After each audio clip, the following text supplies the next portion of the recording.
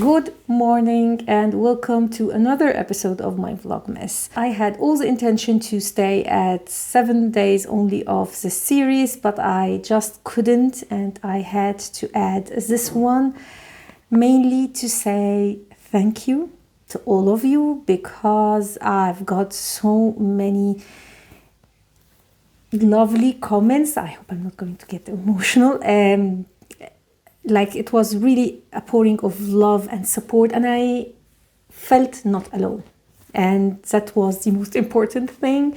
So thank you so much, so much from the bottom of my heart. It really meant a lot for me, and I definitely feel better now because of it. So a huge thank you to all of you. So this is day number 9. Yesterday I did not vlog because, as I said, I went for the Christmas party for Ian's class. So we woke up quite late, and then I rushed through breakfast and to get from the grocery store the stuff that I needed for the party, because everyone has to get something.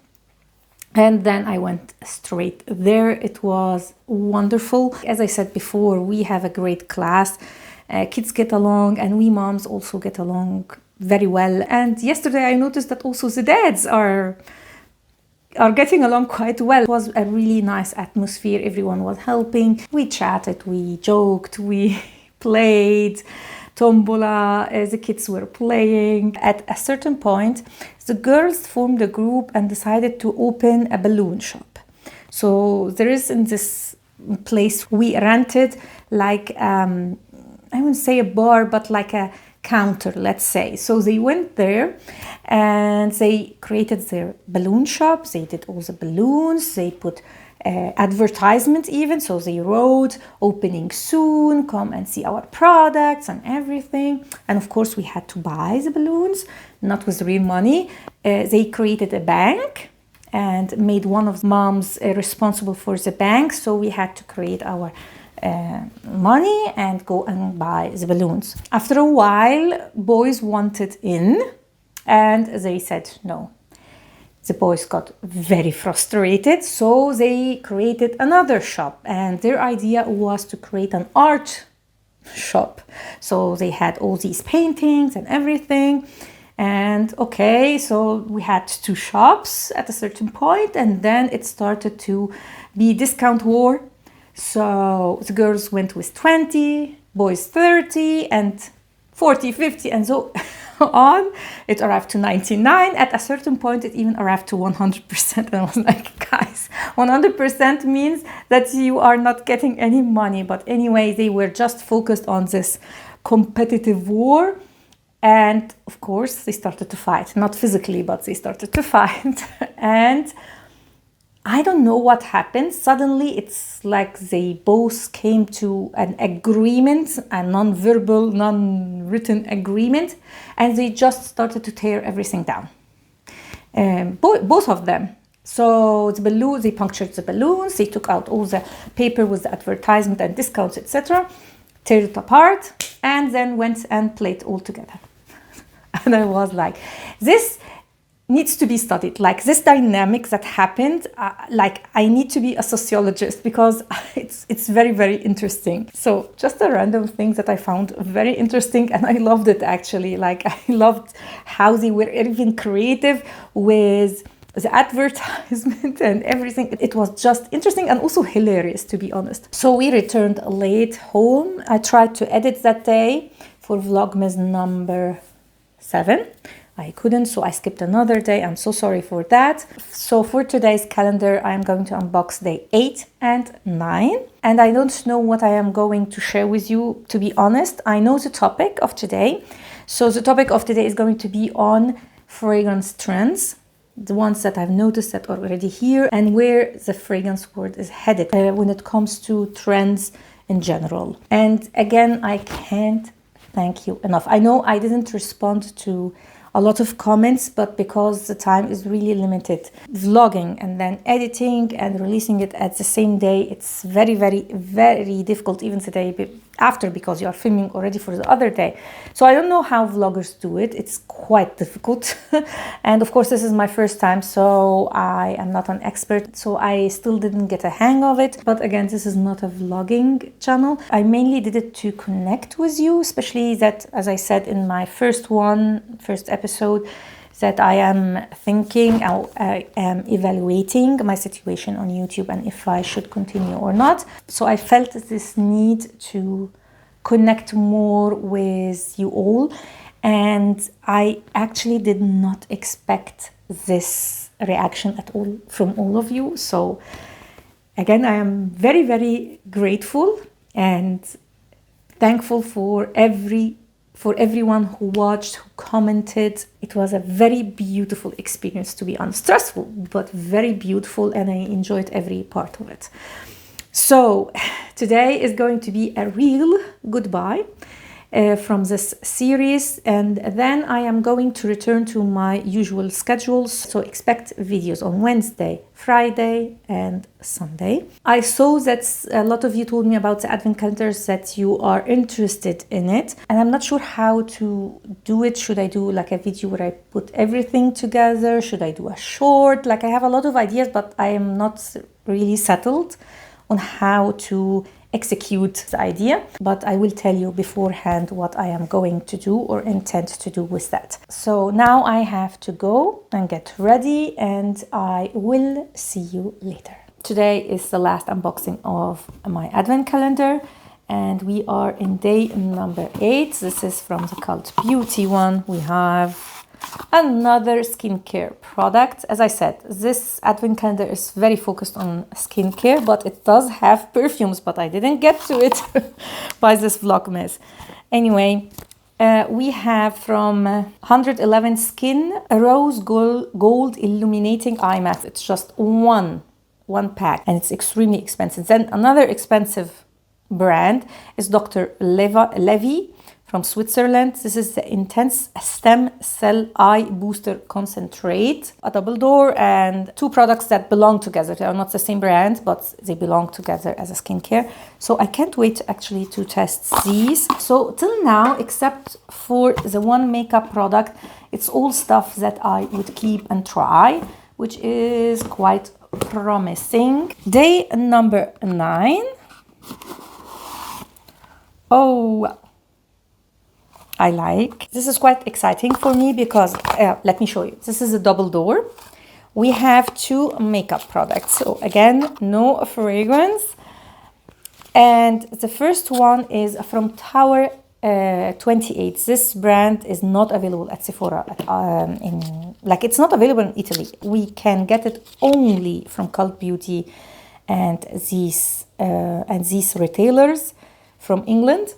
So this is the lip jelly, and the color is XOXO.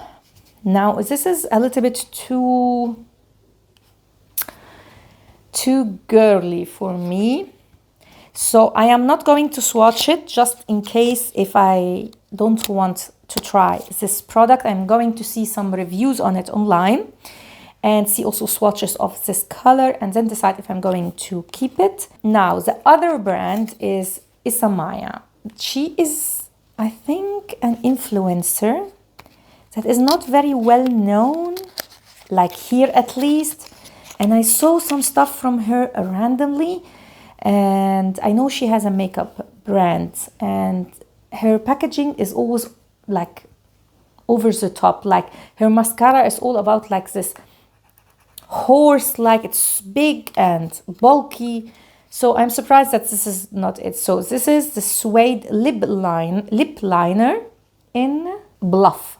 So I actually remember when before buying the Cult Beauty Advent Calendar, so some people had a bad experience with this one. It fall out and it was dry. So let's see. Okay. It's a twist up and it's not coming out. I think I have the same problem. Yes, exactly. This is not good. So it's very, very thin. Like, this is what came out. I don't know if it's The whole thing is just this. Are you kidding me? It seems like it. Very, very, very disappointing. Like, this is not acceptable in any way, shape, or form. Let's see the color. The color is actually quite nice. It's not dry, at least on me. It's kind of a brackish brown color that is great for a lot of looks, actually. So I can wear this color here with nudes, with beige, with browns. So quite versatile, but let's see if it comes out. No, this is quite long lasting, like it didn't budge. I am going definitely to use this one because also I don't have like this warmish tone in my lip pencils. This was the advent calendar of Cult Beauty. Now let's get to the other advent calendar, which is the Bafuri one, and day number 8 is here. Oh my god. This is actually the topic of today. Like, I can't believe it. This is a very new brand called Perfume. Sebastian talked about it. It's quite affordable. Their bottles are very colorful. And if I remember when I looked a little bit on the brand and on the fragrances, they are very like youthful. And I wanted to try this brand out of curiosity. This is, by the way, Azure Blush.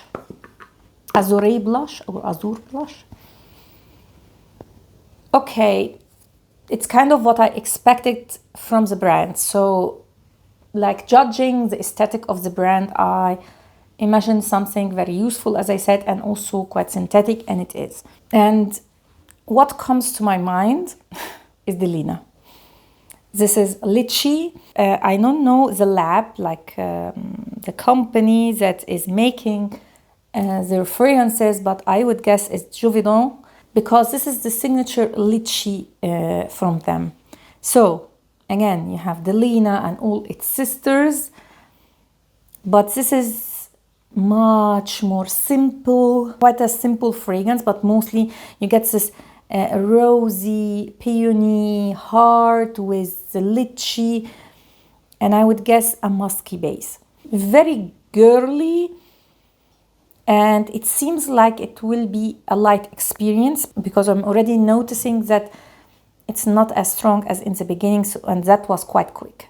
So I can't tell you for sure, but this is what I would guess it will be with this fragrance. I don't remember the price tag on this one, so I am going to check it and also check for the notes. So you have top notes of rhubarb, mid notes of litchi, base notes of peony. So as you can see, this is just Delina, like straight Delina, even with the rhubarb note. Of course, people say it smells like Delina, like everyone says that Delina, and no one gave it a thumb down. So you can see it's like spot on Delina.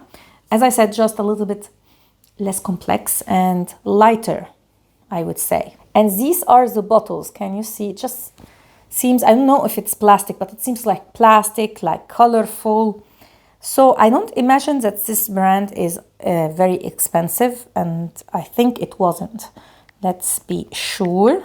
Okay, it's not like the most affordable fragrance, but I mean, if we compare it to the designer, it has the same price tag. So I would categorize it as a price tag of a designer fragrance.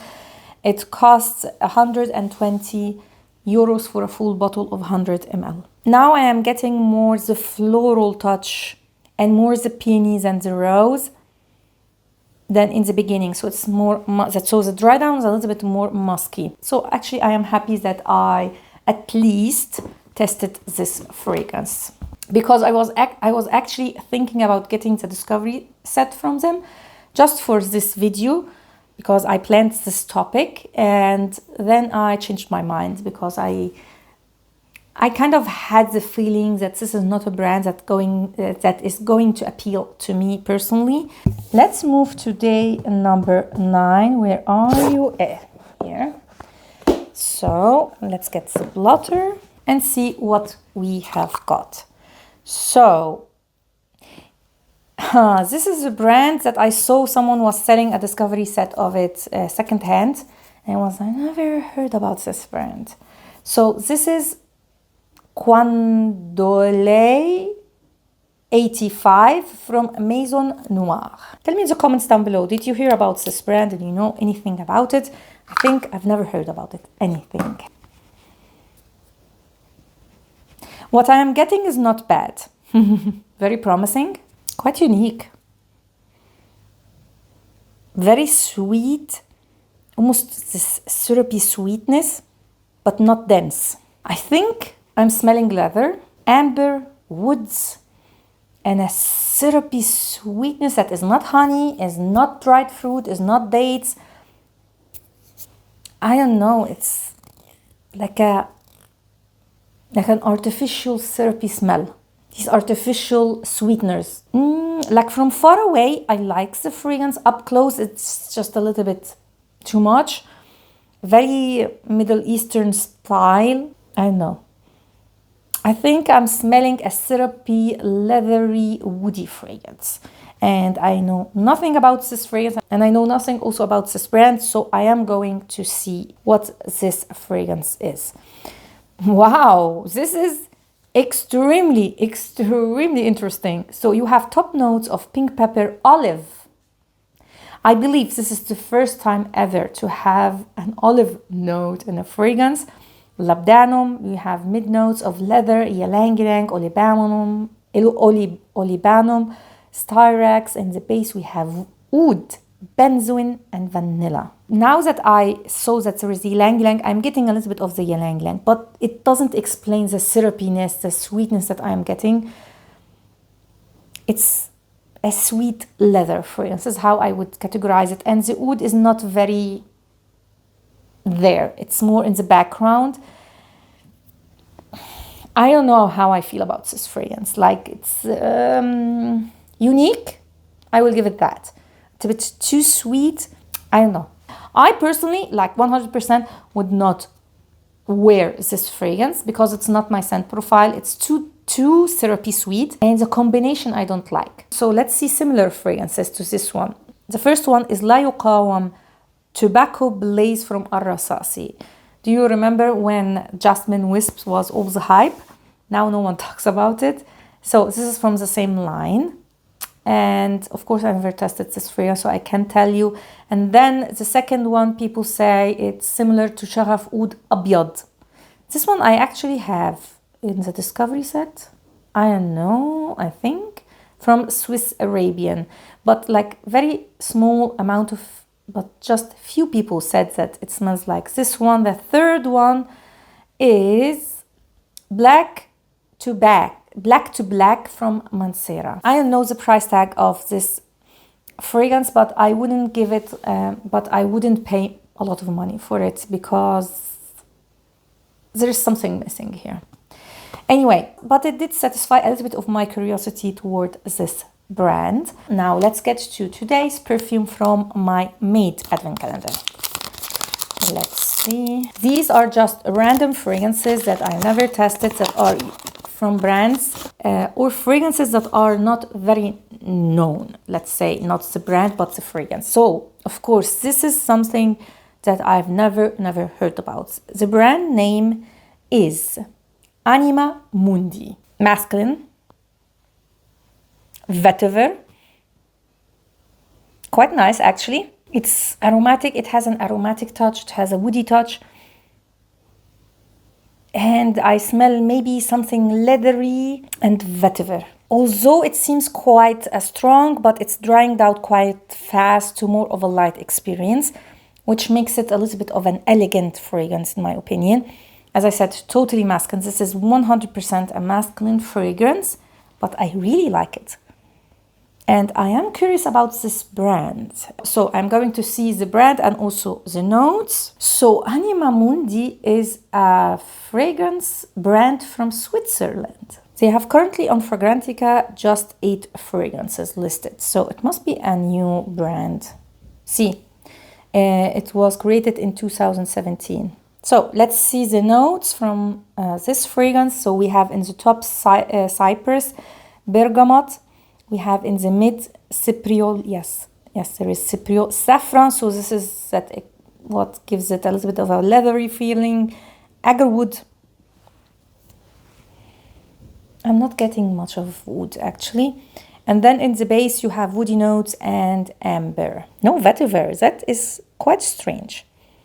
Now the oud I am not getting at all. Not in the beginning, not in the mid dry down, and I guess not in the very dry down because it's not there. There's nothing. I am getting woody, saffron, the cypress, of course the cypriol, and I'm shocked that there is no vetiver because I'm getting this hay-like smell that comes from vetiver, and it's a very light fragrance for these notes. Usually the experience you get with these kind of notes is an extremely strong fragrance. And I kind of like it that it is not strong here because it gives it an elegance, lightness. The citruses just uplifts the fragrance and the composition is quite nice, although it's not a very unique one. Now I want to see if this is an eau de parfum or an eau de toilette. Yeah, it's an eau de parfum and the name is Dusara, by the way. So this is quite a nice discovery, I have to say. I like this fragrance. Next fragrance from my Made Advent calendar. Let's see what is here. Collezione privata Lady Code Storie Veneziane by Valmont. Let's see this one. A sweet-ish jasmine with something quite unique about it, but I can't tell you what is this smell that is in the background.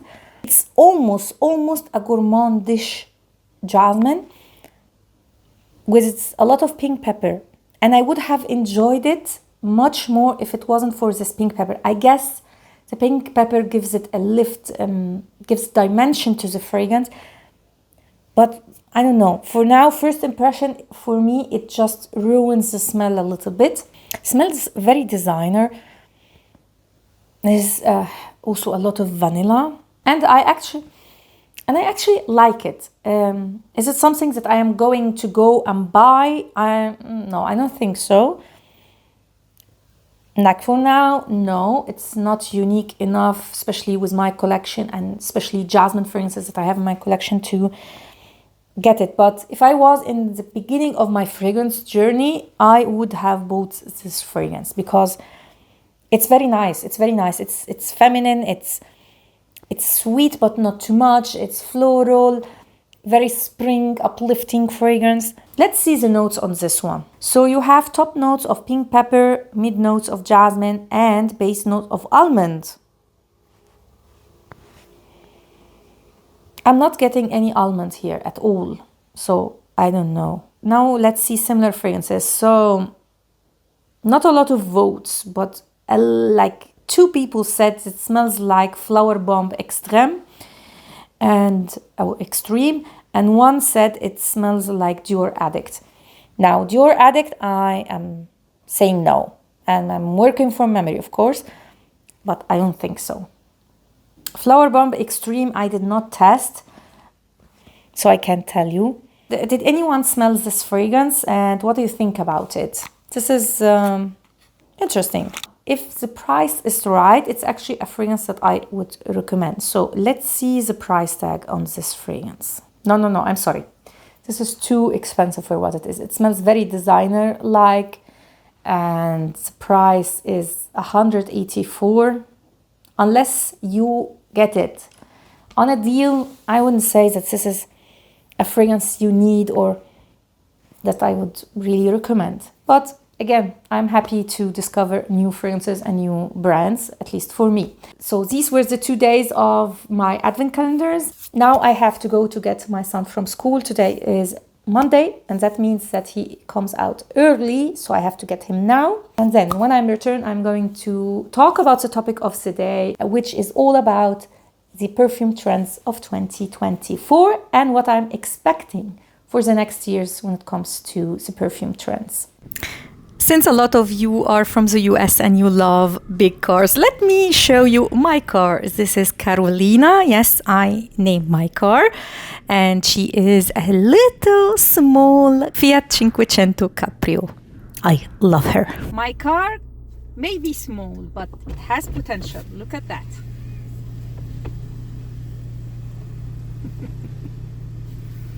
And it can go even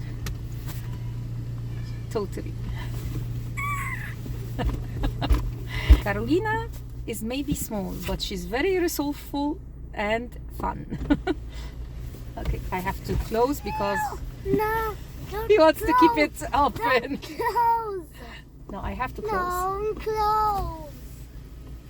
It's too cold outside here. No. Eccola. Another package from the damage I did during Black Friday, but this is very light because there are not a lot of products here and they are travel sizes. But there is one perfume that I am very, very excited about. It's quite hyped and it's quite polarizing. So let's unbox. So as you can see, we have here 3 travel sizes. Fragrances, and they are all from the same line and the same brand. This is from Replica Maison Margiela. And of course, the one that I'm mostly excited about is the new one, Afternoon Delight.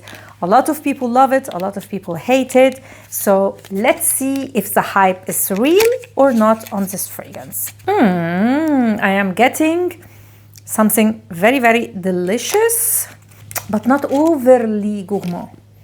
Let's see. Okay, it's quite on the perfumey side, not what I expected. I expected the experience to be a heavy gourmand in the beginning. Why? I don't know. Maybe from the reviews that I saw. I'm not liking the musky note here. I don't know if there is even a musky note, but I'm getting something musky that I am not very a fan of. Not bad. Like first impression, it's not a bad fragrance, but it's not deserving of so much hate or so much hype. I mean, it's okay. Okay, I will leave this on the skin and let's talk about the 2 others that I got. One I already know, has been on my wish list, but it's kind of one of these fragrances that I put on my wish list and every time I don't get it. Like when it comes to the moment to really buy the fragrance, I don't do it. So I was wondering if I am really loving the fragrance or not. So I decided to get a travel size. This is Beach Walk. I will spray it in the box because there's another perfume that I want to test. Oh yeah. A lot of florals. I didn't remember this floral aspect in it. Is it the most beautiful beachy fragrance? No. It reminds me, like the DNA of this one, reminds me a lot of Juliet Has a Gun fragrances. So it has this synthetic muskiness, maybe ambroxan or something. And it is a light experience. And this is what I like about it. So actually, this is not a fragrance for the season for sure. But I am happy to have it in a travel size so I can make up my mind about it. Now let's get to another fragrance. I think this is the one before Afternoon Delight. I didn't get the chance to test it, and Replica is a little bit hard to find here in Italy. Either you go in the department store and you go to the Maison Margiela counter to get it, or you buy it blindly from Notino. So this is from The Garden. I remember that it has a very interesting note of tomato or tomato leaf. Now, I don't remember ever smelling tomato leaf, at least, for the exception of Italian Leather from Memo, and I didn't like it. I know it's a bestseller from Memo. A lot of people love it, but it was not my favorite. So why did I get these 2 fragrances? First of all, like Afternoon Delight, I was curious about, because I thought that I'm going to like this fragrance even if it's not a gourmand. So people who are looking for a gourmand experience, we're not happy because it was too of a woody dry down. But from the description of a lot of people, I thought I'm going to like it in both cases. I have to say no, it's too synthetic and not what I expected at all. Let's see from the garden.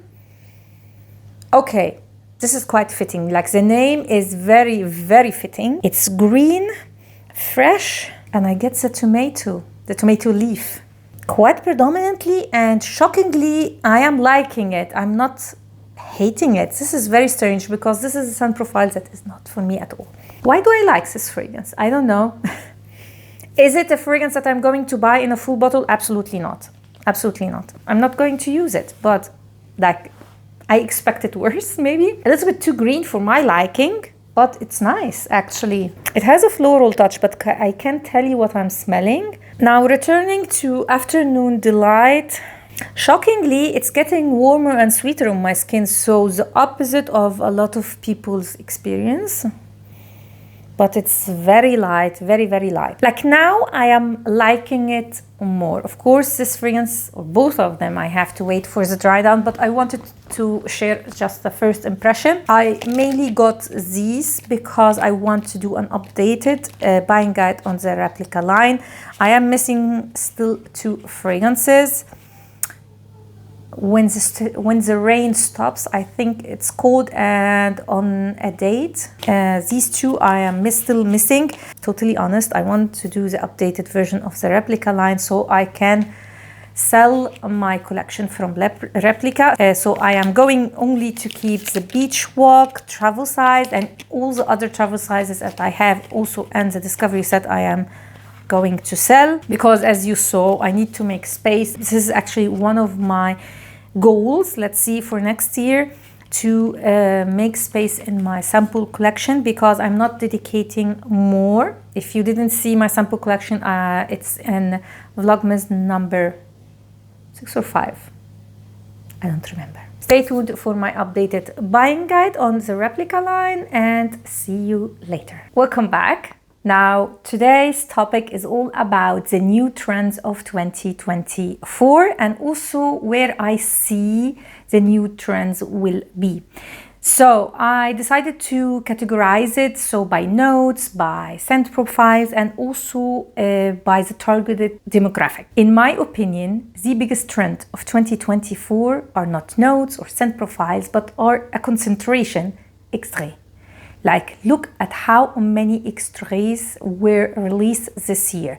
You have Ennui Nomade, who released some extraits. You have Atelier Materi. Now, extraits has been for a while been released, especially for the bestsellers. Take an example of BDK, who has been releasing now for, I think, 2 years, extraits of their most popular fragrances. So we have Gris Chanel, and this year we have an extrait version of Rouge Smoking. But it was always like an isolated perfume. This year it has been a whole collection of extraits. And speaking from a market point of view, I think this goes hand in hand with the demand of like very loud, long-lasting fragrances, like the emphasis on performance. But this is just my opinion. Now, when it comes to notes, I think it's all about vanilla this year. And this again goes hand in hand with another trend that is this year, and it is gourmand.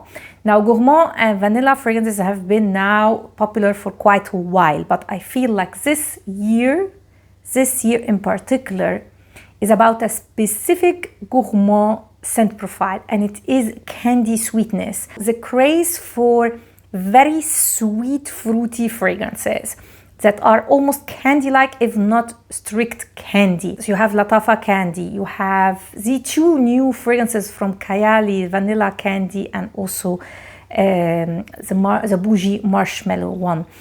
And again, this trend goes hand in hand with another trend, and it is the shift in the targeted demographic. I see it now for quite a while, but this year it was very, very obvious that we millennials, I know I am not exactly millennial, I'm between millennial and Generation X. I don't know to whom I belong, but anyway, millennials are no longer the targeted market. They are going for Gen Z, which is very predictable. We are getting older, and now a new demographic comes to play, and it is in this case Gen Zs. Now, why do I say that? First of all, this craze of gourmand has been for a while, and I'm not saying that gourmand fragrances are not targeted to even older demographics, because I know people who are in their 50s and 60s and love gourmand. But the type of gourmand is quite different because it's getting more synthetic and more of a candy-like sweetness, which targets not only very young generation that are now consuming content. Like if you remember the whole thing about Sephora and kids that are in their, I don't remember now, 10, 11, 12, so early teenagers are going and want an expensive brands and the whole thing. The same will go for fragrances. So they are hitting both of the markets. They are hitting Gen Zs and they are hitting also the very, very young generation who will love this kind of scent profiles. And the trends that I am seeing is the creation of new brands, so sister brands of niche houses that are more affordable and targeted to this demographic. Now, again, how do I know that they are targeting this demographic? And you may say they are just creating cheaper versions or cheaper fragrances because of the economy, etc. And you are definitely right. There is this in play. But if you see the scent profile of these fragrances, you will notice that this is not the case. The scent profiles are very, very targeted to this population. And I didn't notice that until when I was doing my home. As I said, I was purging a little bit my house this year. I went on decluttering everything and kind of remodeling because I finally wanted to have a house that is aesthetically pleasing to me. And I watched a little bit of decoration, interior design videos, and I noticed when they talk about generations and how it is manifested in interior designing, that the bottles are very, very, very in coherence with what I am seeing in interior designing.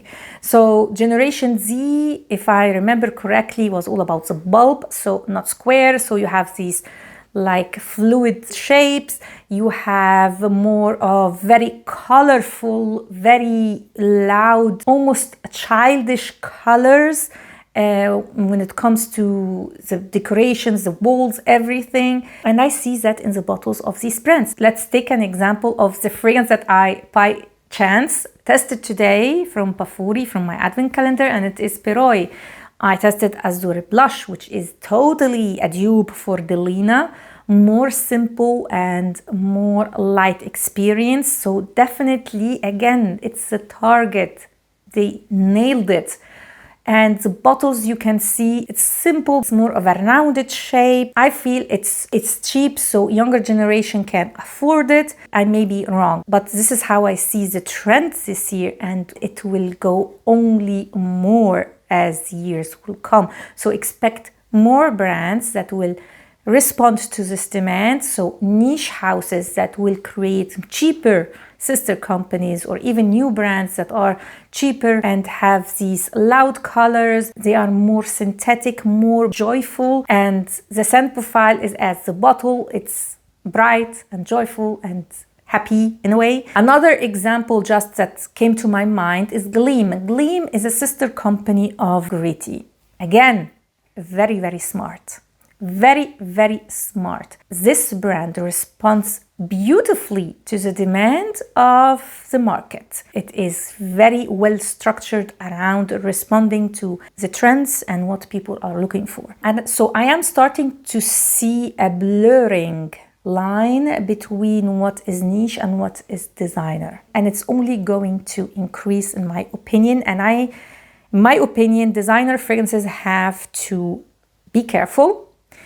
maybe now you are okay, but in 10 years, you are not. If you are continuing on this cycle, releasing the same scent profiles and depending on your name, because now niche brands are getting well known by social media, and the demographic that is coming with its money and potential are avid social media consumers, and they already know about niche. So I think the future is now for alternative affordable niche fragrances, as well as, of course, Middle Eastern fragrances. The competition for this market is going to be brutal, I would say, in the coming days.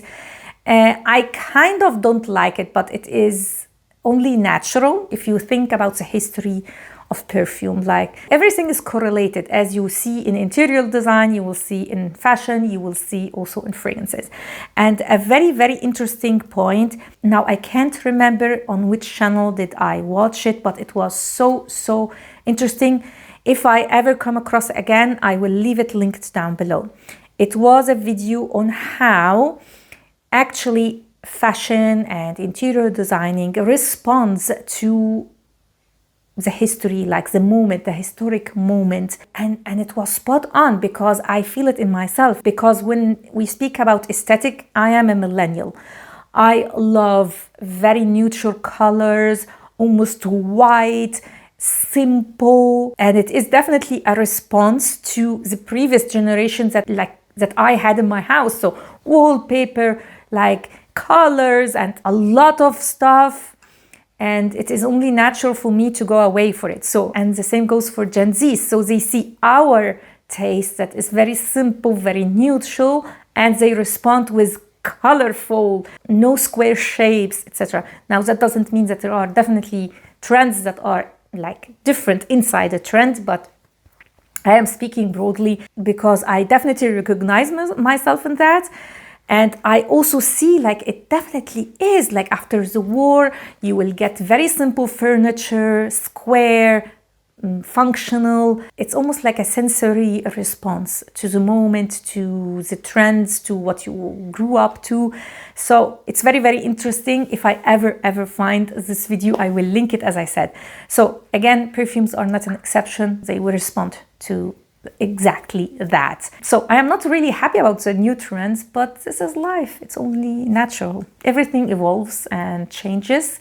And I am very curious what would be the response to this trend. So the generation after, I think it will go, again, a response very colorful. It will get simple, maybe. I don't know. Let's see.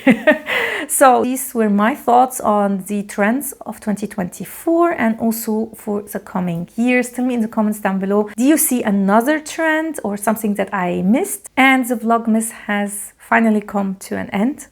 Again, I am very thankful to all of you.